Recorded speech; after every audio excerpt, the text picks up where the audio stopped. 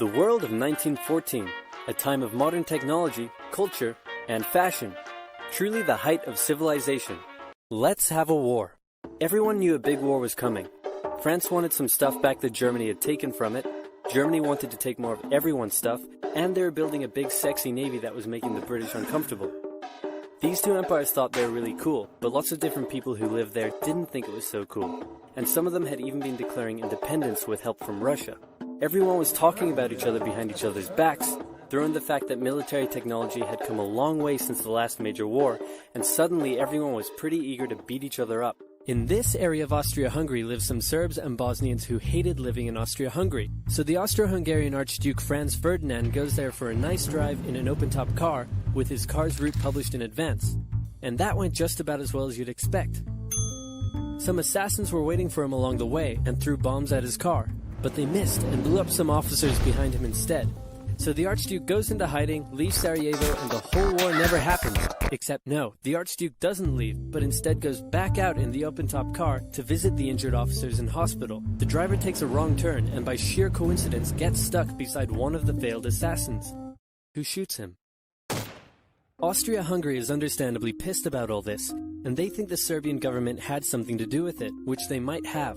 So they go to their ally Germany and say, "Hey Germany, we're going to declare war on Serbia," and Germany is all for that. So Austria-Hungary send a big list of impossible demands to Serbia, and when Serbia refuses, they declare war. Austria-Hungary and Germany are friends, and Serbia is protected by Russia, who's friends with France, so they'll declare war on each other. Montenegro joins in too. France and Britain also have a kind of alliance, so when France says, "Hey Britain, you got my back?" Britain is like, maybe. And then they decide to stay out of it, which is great for Germany because Germany has a plan. They know that Russia is so big and clumsy that it will take them a while to get ready for war. So with this guy in charge, Germany will send all its troops into France at lightning speed while Russia's getting ready, defeat France, then move all the troops to Russia and defeat Russia, and then we all speak German and eat Pfefferpottast every day. Just one problem. France has loads of forts and defenses along its German border, and Germany can't waste any time fighting them, so Germany decides to go around them, through Belgium. Belgium is neutral, but Germany wants to march 750,000 troops through it to get around France's defenses. They're hoping Belgium will just kind of sit down and shut up, but they don't. They fight back, and they're pretty good too, so they slow the Germans down. What's worse is that Britain shows up, and they're pretty pissed that Germany's invading neutral countries. So now Britain declares war on Germany. So Germany push on through Belgium and commit some atrocities along the way. They also wear spikes and sometimes skulls on the uniform. So if you're trying to not look like the bad guys, good job. The Allies have a propaganda extravaganza, and this starts having an influence around the world, notably in America. The US President Woodrow Wilson sees himself as a bit of a Jesus figure, and spends most of the war trying to get everyone to just hug it out. But there's also a large population of ethnic Germans living in the United States, and when the war first broke out, they were like, "Yay, Germany!"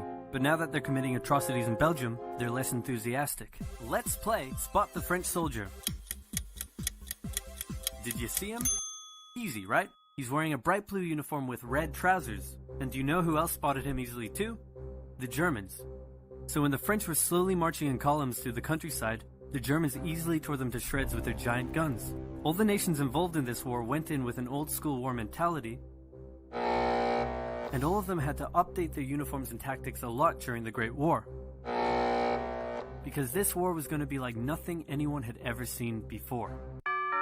Russia's ready for war, and way earlier than expected. Hey Austria-Hungary, can you get on top of that? Oh yeah, sure, we've got this. Nope.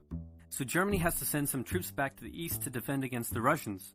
The chief of staff of the Austro-Hungarian army is this guy, and although he is handsome, he turns out not to be the best military strategist. Austria-Hungary constantly ignores Germany's advice, and then comes running back to Germany whenever they get in trouble.